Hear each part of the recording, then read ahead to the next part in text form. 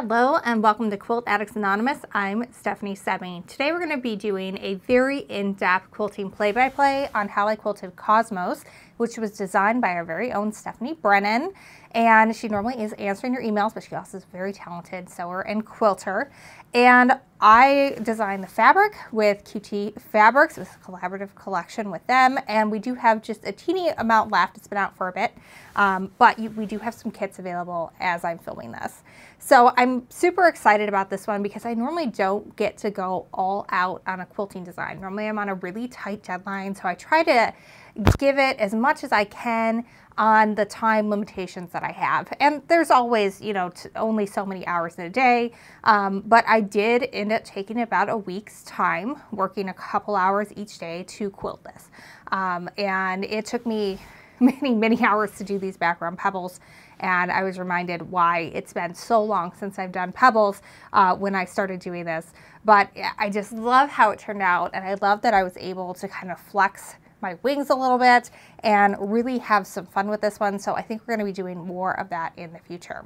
Now this YouTube video is an abbreviated version of what you can watch on our new website, academy.quiltaddictsanonymous.com. It's filled with our tutorials in a commercial-free way, and we're going to start to put some exclusive content on there, like the expanded version of this tutorial. As we start, we have more than 100 tutorials and courses that you can take on there, and we're going to be adding more every single week because we have such a library of quilting. But if you've ever been a little bored by me talking about the fabric and all of that ahead of the video, and you just want to get to the technique, that's what this is. You'll no commercials from YouTube, no me talking for endlessly about the products that you can get to go with it, aside from a supplies video so you know what you need for a course.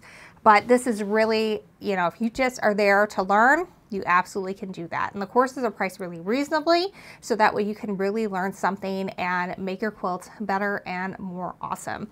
So go check that out over at academy.quiltaddictsanonymous.com, and we'll put a link in the video description in the eye above to this specific course where we break everything down in really great detail of what I did and how. All right, so here I am starting the pebbles. This is in real time. You kind of want to get yourself going on this stitch. What you're going to do is you are going to do a circle, and you're going to go around it a second time, and then you're going to come out going the other direction. This is a really fun one to doodle, and then you're able to kind of get it. But you can see I go around each circle twice, and then I come out going the opposite direction. So if you go counterclockwise or counterclockwise for this one, we're going to do counterclockwise for the next one. And your biggest goal is to be steady. You want your pebbles to all kind of be the same size and texture throughout the quilt, which is hard to do. Like I did this background filler over 4 days.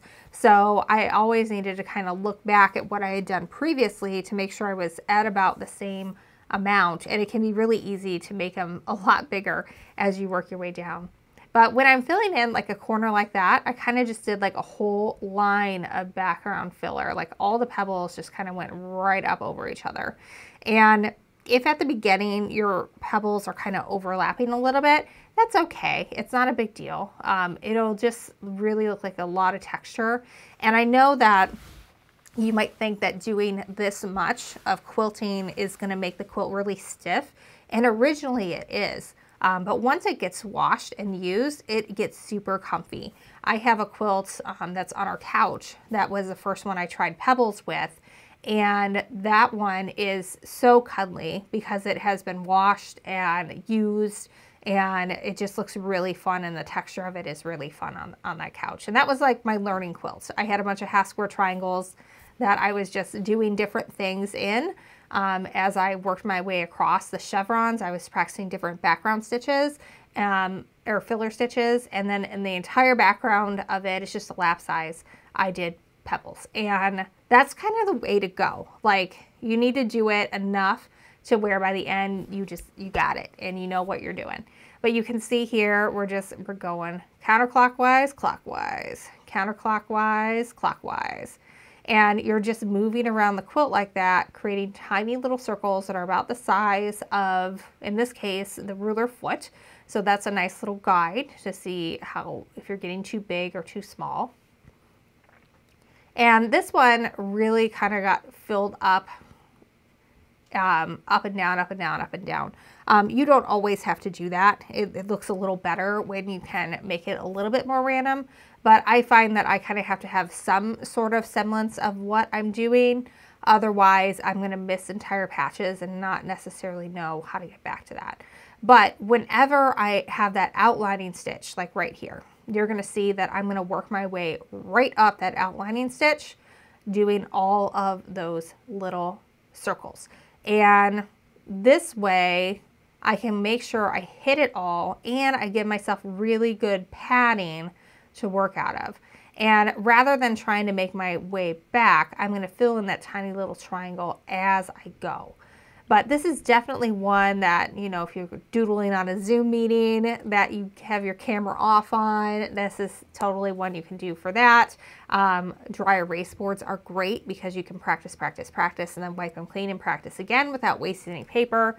I do that all the time. But it is really, really a fun stitch.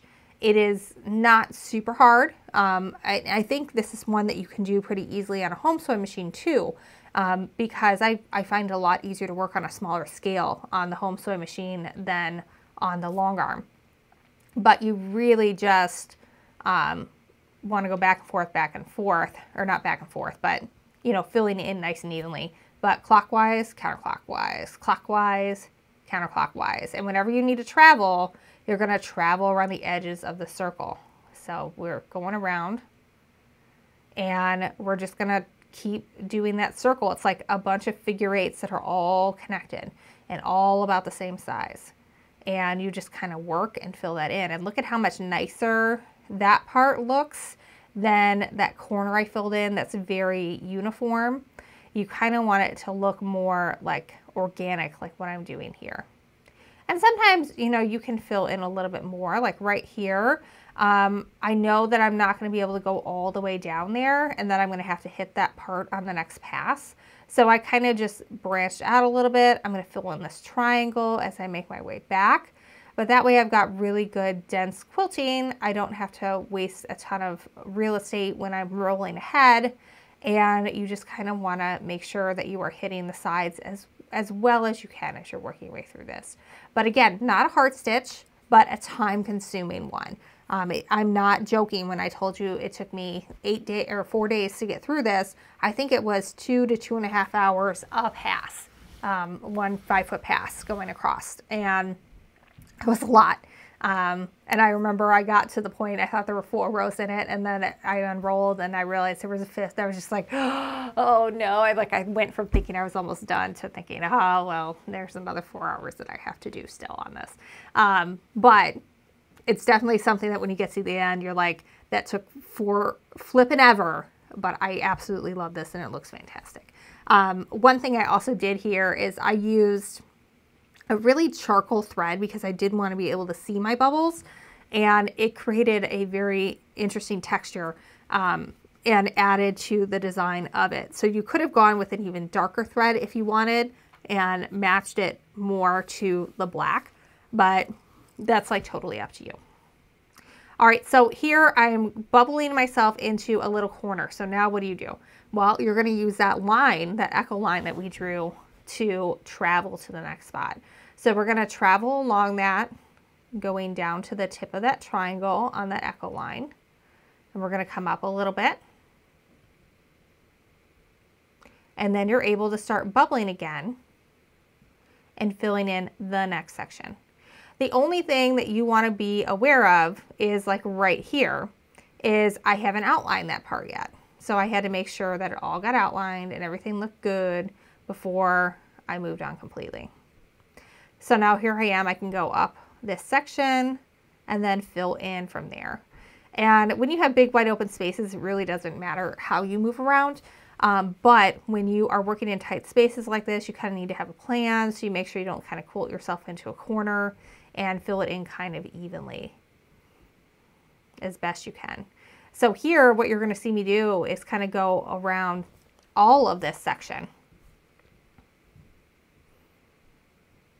So that way I don't have to worry about where I'm going forward. Now right here, I'm being tight with it because I know I'm gonna have an outlining stitch along the block that's to the upper right, but I haven't done that yet. And so that's important. I don't wanna just go crazy with it because then I might have quilted where I don't want to later on. So you kind of have to keep those things in mind as you're working your way across, because I kind of was outlining and filling in the outer at the same time in the same area of the quilt.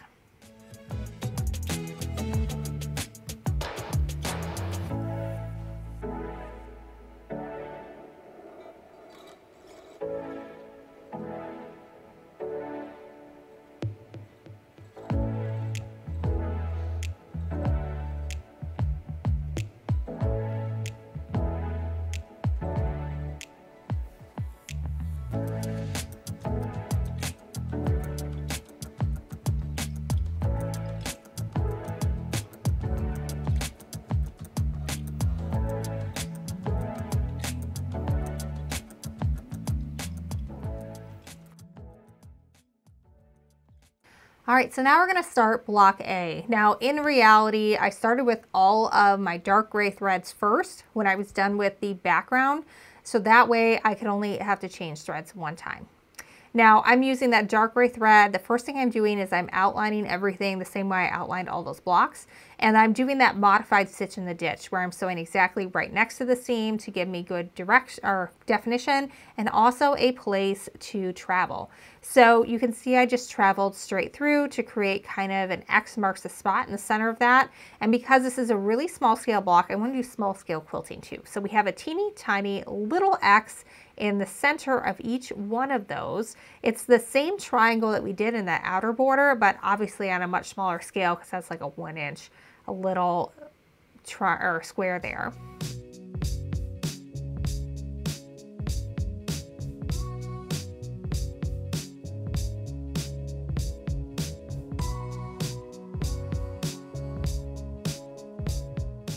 We're continuing on with the same gray thread because it works pretty well with the tossed owl gray there. So again, first thing I'm doing is I'm outlining. I'm doing that modified stitch in the ditch where I'm stitching just to the side of that seam to give it nice, good definition. Now this is only a 1 inch strip, but again, we're going all out on this quilt. So what I'm going to do here once I finish outlining is I'm going to stitch 1/4 inch intervals. So I'm lining up the edge of my ruler even with the edge of that strip because remember that gives you your 1/4 inch line. And then we're going to come over a little bit and we're going to go back up and we're going to keep going with those 1/4 inch intervals. So that way we have 3 of them at 1/4, 1/2, and 3/4 inches in the middle of this strip. Now, this is why I always do the outlining because next I need to travel on that original stitch I did to outline in order to get to the next section without having to break my thread. So this way I'm able to just move right on and do this entire gray section of the block without cutting my threads one time. And so that is really, really helpful when you're working with that.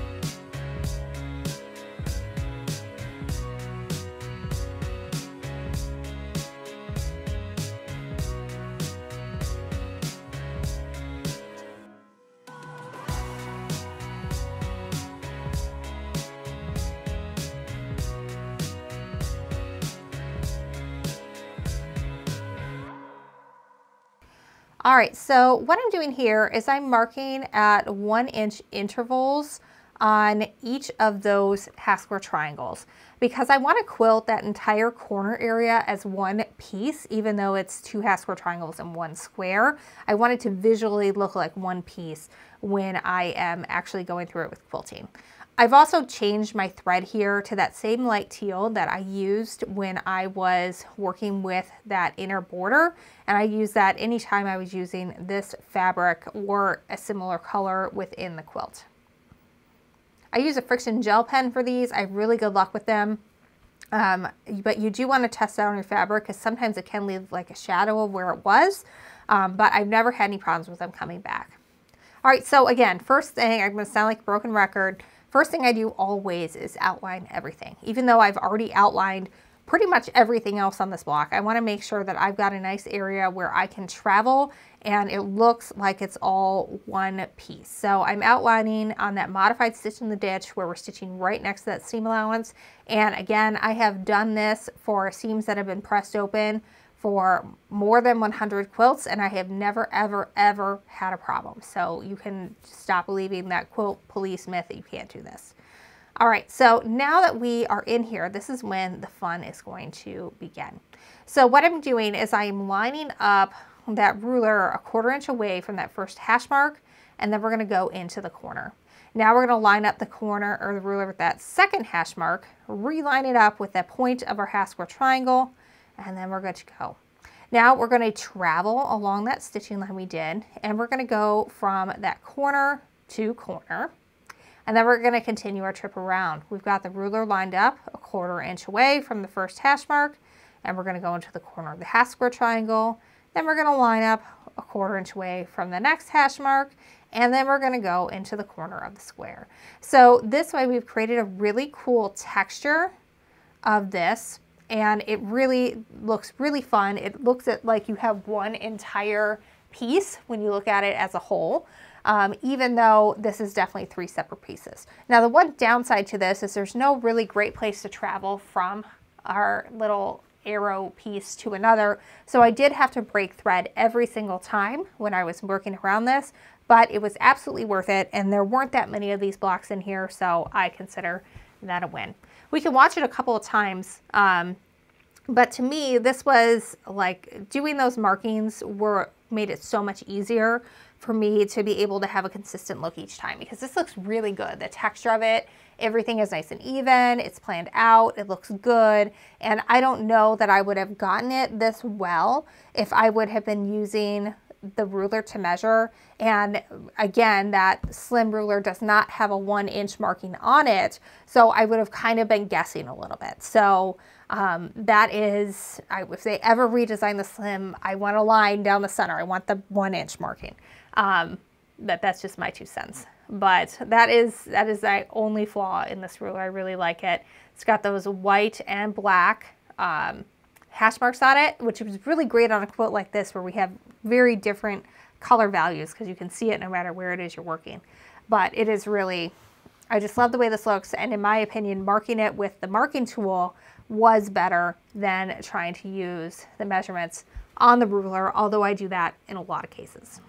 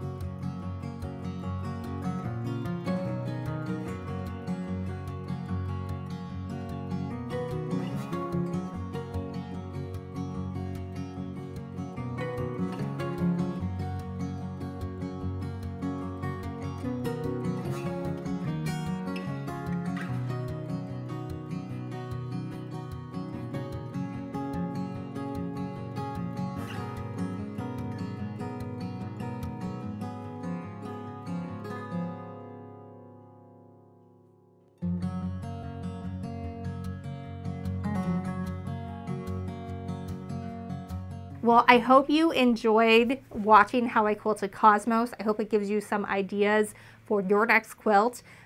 Keep in mind, I do not go all out for this very often. In fact, our video editor who's been with us since 2020 is like, I think this is the fanciest you've gotten other than Triangle Masterclass. And I was like, yes, that is true. But it was really fun for me to, like I said, be able to stretch my wings a little bit. A lot of times I'm quilting on a deadline, and I try to honor the quilt design and the fabric as much as possible with the quilting decisions that I make, but I rarely get a chance to, like, you know, spend 4 days just doing background filler. And so I did that, and I was kind of regretting it by day 3, but I love the final look and how it all turned out. And it was just so much fun to really get to do a quilt like this and really have some fun with it. So thank you to Stephanie Brennan for giving me such a wonderful little muse to work with. Again, the pattern is called Cosmos. You can get it on our website, shop.quiltaddictsanonymous.com. And I designed the fabric, so it was even more of an honor that way. But I had so much fun. And again, none of this, well, probably outlining the owl, little hard. But the rest of it is stuff that you can just kind of figure out as you go. Like, it had probably been, I don't know, 5-7 years since I quilted pebbles. And so some of my first ones don't look awesome, but by the end, they were fabulous. And like, that's kind of how I learned to quilt. I would be like, I want to learn how to do paper piecing and curved seams. I'm going to do a king size quilt that has curved seams and paper piecing all in one block. And by the time I was done making 64 blocks, I was an expert on paper piecing and curved seams because I had done it so much. And if you just go for it and you're like, I'm just going to do a whole background filler on something that intimidates me a little bit, it might not look awesome when you start, but by the time you end, it's going to be absolutely fabulous. Same thing with like grabbing a panel and playing with it and trying to outline it and just calling it a wall hanging when you're done. Like, that's fun. It's not a huge commitment in either time or money, but it allows you to kind of just experiment for the fun of it and kind of see how it turns out. And it can really bring your quilting to the next level versus just being like, I don't really know what to do with this. Let's just do a stipple meander over the whole thing because, you know, whatever. But like, this owl all outlined like this looks so amazing. And I have a whole shelf of Nocturne quilts that look amazing. Whole shelf of them. But this looks so good the way it's quilted up like this. The feathers become 3-dimensional. It's so much fun. So when you learn how to do some of this and you can pull it out of your wheelhouse when you feel like the quilt calls for it, it's just such a fun thing to do. And until next time, happy quilting.